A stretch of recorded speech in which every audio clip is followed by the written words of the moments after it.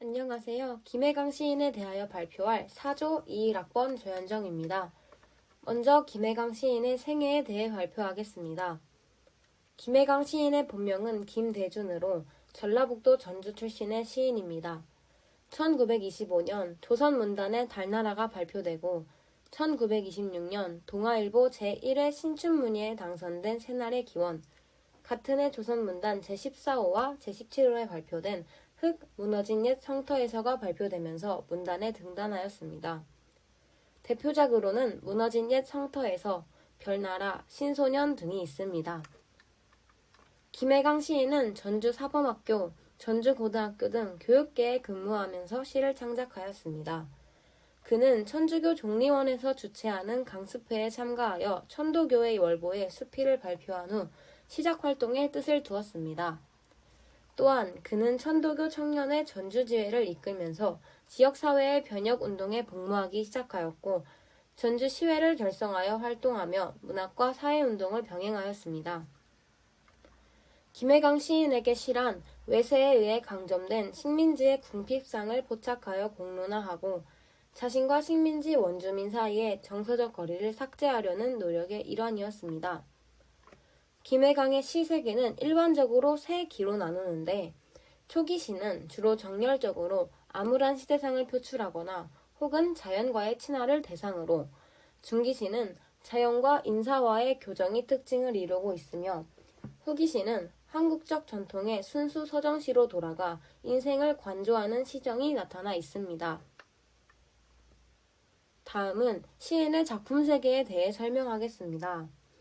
김혜강 시인은 일제강점기 시대의 시인으로 그 시대의 민중의 삶을 시에 나타냈습니다. 또한 사실성을 확보하기 위한 방편으로 서한체 형식을 차용하였습니다. 이러한 특징들은 이 작품에 잘 드러나 있습니다. 이 작품에서는 일제에 의해 노동력을 착취당하고 있는 어린 노동자들의 현실을 적나라하게 드러내고 있습니다. 이 부분을 보시면 구제하는 누나를 거푸 호명함으로써 소년 가정이 희생할 수밖에 없는 식민지 가정 살림의 궁핍상을 강조하고 있는 것을 볼 수 있습니다.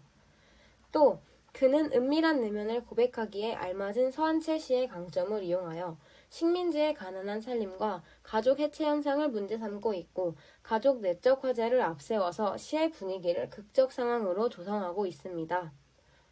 그리고 그의 시에 등장하는 여성들은 일제에 의해 주도된 식민 자본주의의 이식 과정에서 제기된 농촌의 피폐화와 도시의 타락상에 대해 환멸감을 표출하는 인물로 설정되었습니다.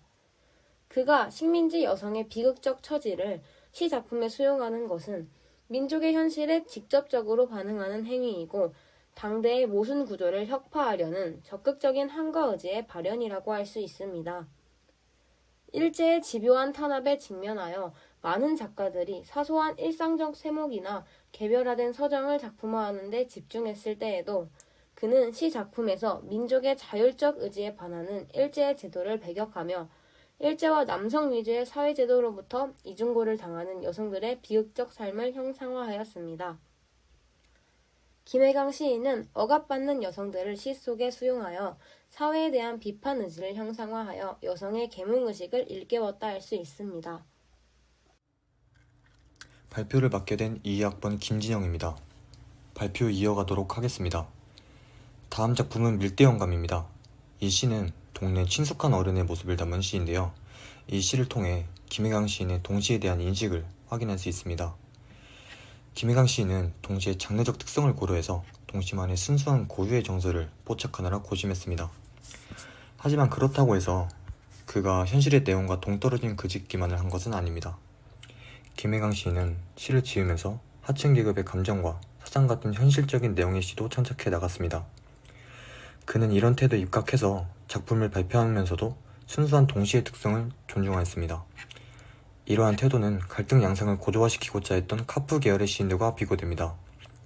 이 점 때문에 카프 계열 비평가들은 내용상으로는 현실 비판적이지만 더 나아가 문학의 본질을 옹호하려고 노력하는 그를 곱지 않은 시선으로 바라봤습니다. 다음으로는 적은 죽음을 노래로 부르는 조사라는 작품입니다. 이 시는 사냥꾼의 총에 맞아 죽은 새의 죽음에 대한 조의를 표하는 내용인데요. 이 시에서 김혜강 시인은 생명의 소중함을 강조하는데 이것은 일제에 의해 불임의 땅으로 변해버린 식민지의 현실에서 찾아볼 수 있습니다. 하지만 김해강 시인은 현실 비판적 정서를 자주 다루면서도 동시에 성질을 감안해서 주제를 우회하는 전략을 취했습니다. 이것만 봐도 김해강 시인에게 시는 예술의 영역일 뿐 운동이나 투쟁의 수단은 아니었다는 것을 알 수 있습니다. 김해강 시인의 시는 일제강점하의 궁핍한 상황을 날카롭게 고발하면서도 예술성을 지지하고 있다는 점에서 1920년대 계급투쟁을 목적으로 쓴 프로시의 시적 가능성을 열어주었다고 평가되고 있습니다. 김해강 시인은 상황과 예술성을 함께 추구했다고 말할 수 있는 겁니다. 김해강 시인의 바람은 일제라는 침략자 앞에서 분열되는 사태가 일어나지 않기를 바라는 열망에서 비롯된 것입니다. 때문에 그는 소년 문인들에게 기성 시인들처럼 논쟁이나 식민지 현실을 직접적으로 비판하는 대열에 나서지 말고 시대 상황으로부터 심적 거리를 유지하며 후사를 도모하기를 바랐습니다. 당시 카프 시인들이 노동자 계급 소년들에게 강렬한 투쟁의식을 고취하던 바와 완전 비교되는 모습입니다. 이러한 관점을 가지고 있었기 때문에 김해강 시인은 동시 작품들에서 현실에 대한 직접적 표현을 삼갔습니다. 그 배후에서 동심을 순정의 나라라고 보았던 그의 시선을 엿볼 수 있습니다. 마지막으로 김해강 시인이 한국 문학사에 어떤 영향을 미쳤는지에 대해 말씀드리도록 하겠습니다. 첫째, 그는 한 시대를 풍미하며 한국 아동문학의 형성에 기여했습니다.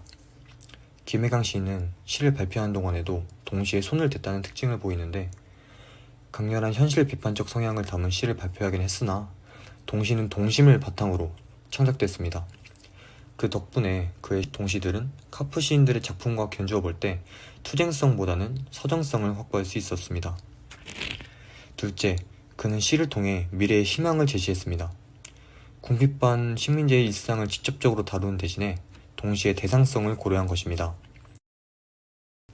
그의 여러 시들에서 이러한 내용들은 주로 태양 이미지의 출현으로 구체화되었으며 작품에서 보이는 이미지들을 확장하여 주제의 일관성을 유지하려는 그의 신념과 연결됩니다. 김해강 시인은 한결같은 불타는 영혼으로 바라보는 자연과 자연에 쏟는 인간으로서의 뜨거운 정이 교감되고 있다는 것을 보여주는 시인입니다. 셋째, 김해강 시인의 시는 여성을 대상으로 한 계명의식을 강하게 드러내서 식민지 현실에 대한 민중의 각성을 통해 민족 해방을 확대하기 위한 전 단계의 의의를 갖습니다. 그는 여러 시들에서 남성 봉건잔재와 일제 탄압으로부터 여성의 해방은 민족의 독립을 위해 반드시 성취되어야 할 조건으로 보았으며 여성에 의한 여성의 계몽을 시화하였습니다.